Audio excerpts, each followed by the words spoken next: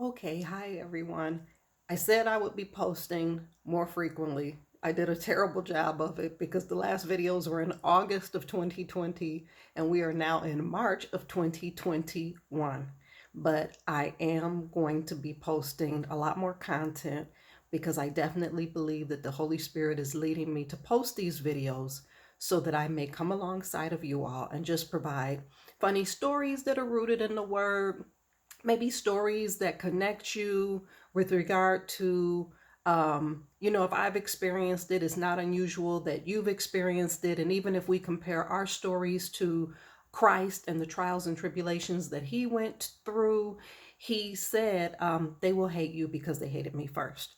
And so I want to bring these videos to you so that you remember to count it all joy and that you remember that Christ suffered too. There are people of God out there that really do go through. And then I like to bring it with my touch, which is usually with kind of a sense of humor. But I just want to make sure I'm coming alongside you. One of the things, I went back and rewatched my videos from August, and I told you all I would give you the story of that church and when I ended up leaving. So I told you they did something real egregious, like it was the ultimate act of sabotage. So what ended up happening was, you can go back and watch the video where I talk about children's ministry and sabotage. Those are the labels that are on that video. What happened was, they basically, so I told you the hierarchy, right? There was like a head pastor, then there was a children and family pastor, then under that position was a director position, and then my role, which was like children's ministry, I reported to the director of children and family. Oh, sorry, I hit my knee on something and made everything shake. But I reported to the director, who reported to the pastor of children and family ministry, and so that's how the hierarchy went. So what happens is, so our term for children's ministry would run the term of the school year, right? So we would launch in the fall when school started, and then we would conclude in May as school was ending, the academic calendar. So what happened was, we were, I know we were post Easter, so we were probably getting ready to wrap up that season as far as the academic calendar was concerned. I remember that day like it was yesterday. It was a warm and sunny day. The sun was just shining beautifully that day. And okay, let me go back a little bit. So what ends up happening is, and I don't recall who came to me. I don't remember if it was my direct supervisor, which would have been the director of like youth ministry or children's ministry, whatever her title was, but she was director level. I don't recall if it was her that came. I think it was her that came to me, maybe.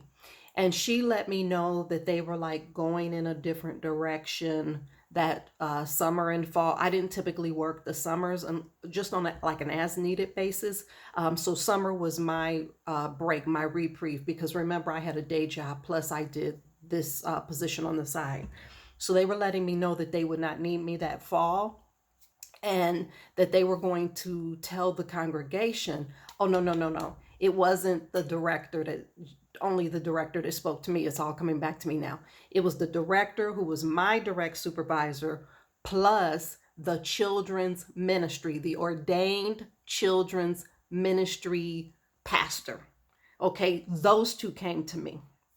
And what I was told by the children's pastor, which was co-signed by the director who I directly reported to, they told me they were going in a different direction, and that they would announce to the congregation that I had accepted a new position and that I would not be returning in the fall. So now remember, I had not accepted a new position because they were springing this on me suddenly. And so I thought to myself, like, what kind of monkey business is this? These people are like working in the church, and they're clearly liars, because they're going to get in front of the congregation and lie and say that I decided I would not return, and lie and say that I was going on to a new position and that would be why I wasn't returning. Those are lies. And my Bible says that Satan is the father of lies. Okay, so that's the first thing. Okay, So I'm trying to process what they're telling me. So I usually get pretty quiet when people do things out of pocket like that because I have a lot of internal dialogue. Part of it is my sense of humor, in a sense, because that internal dialogue is like talking to God, like, can you believe these monkeys? How dare they? They're big liars. Clearly, Satan's their father. And that type of stuff is like what's going through my head. So I physically, on the outside, tend to look very calm and I get very quiet. So that was what was happening because I was processing. So at some point, I leave that meeting. So the meeting took place at the church. I think it took place maybe in that ordained pastor of children and family ministry in her office. So I leave the church that day and I'm processing on the way home. And then I start getting really upset, right? Because like my feelings are hurt and the kids are really connected to me and these families are really connected to me. But it's not just the ego stuff, right? With me having made these connections and things like that. But there's a deeper spiritual implication with regard to what they are doing. And that deeper spiritual implication is that it's a spirit of rejection. They are now about to shoot a fiery dart at the children and at the families of rejection.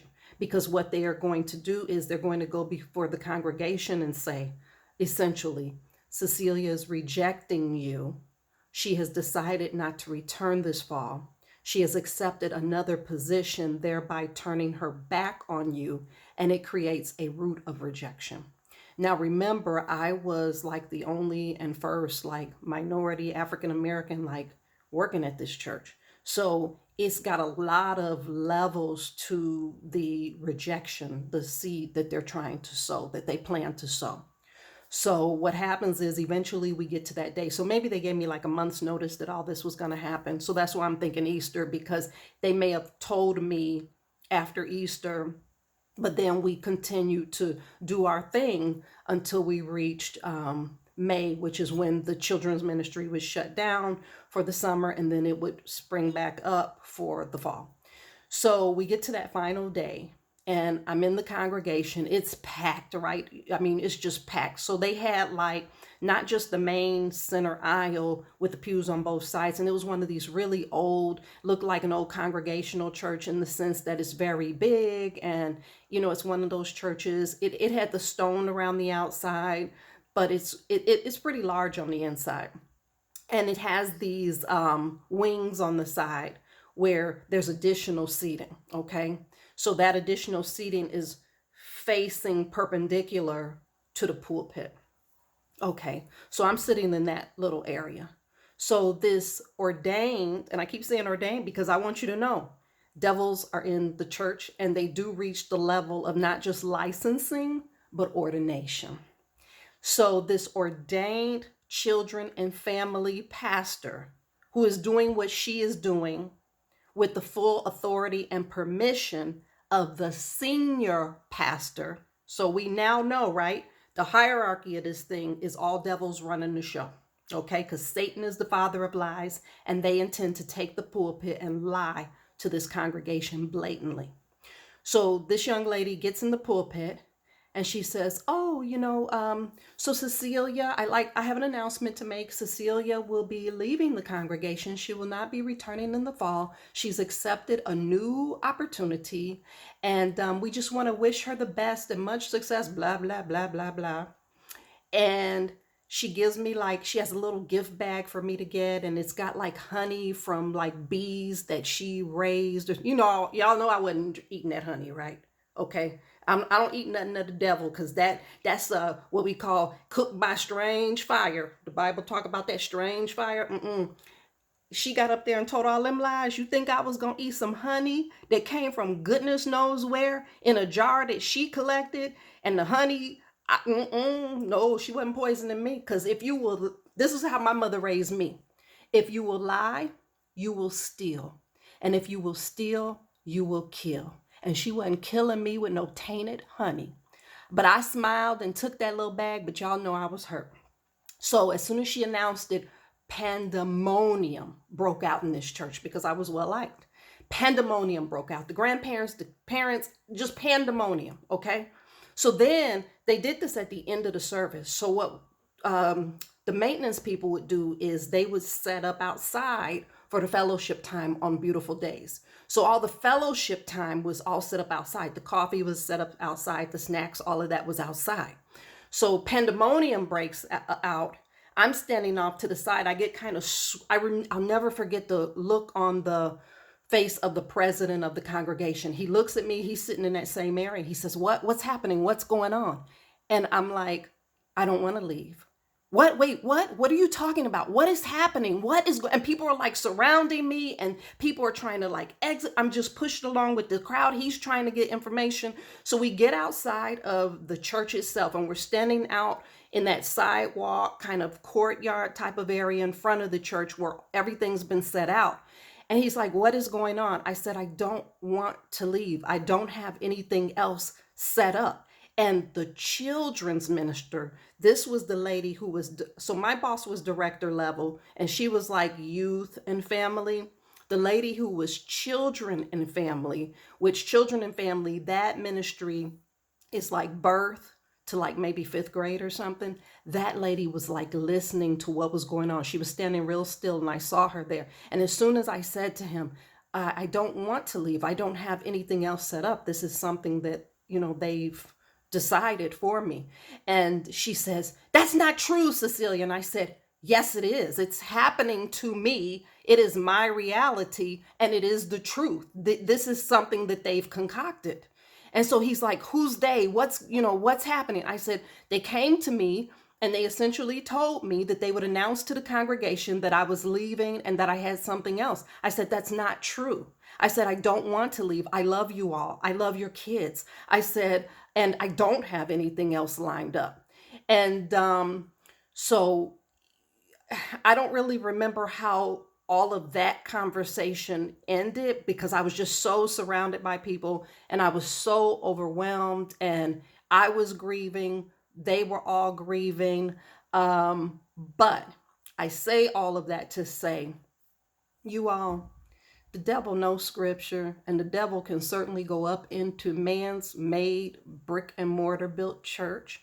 And the devil can certainly be in positions of authority, including ordained as a pastor, ordained as a lead pastor, ordained as a children's pastor, because if those committees that are doing the hiring do not exercise discernment or do not know exactly what they are looking for, and sometimes they don't know what they're looking for because they've never seen it before. And so if I'm the first that they're seeing of a spirit-filled, God-driven, truth-honoring individual, if they've never seen that before, they don't know how to look for that. And so then they end up with demons and devils leading their congregation and sitting in these positions of ordination. And so and what's going to happen is when you have demons and devils in a position of authority within a church, guess who they're going to push out? They're going to push out the spirit-filled individuals. And so that is what happened in my case, is they couldn't wait to get me out. That head guy, they brought that guy in from Greenwich up in Connecticut. And let me tell you, 2 churches I served in that brought these guys from Greenwich, Connecticut. And Greenwich, Connecticut, as far as sending the Midwest a pastor,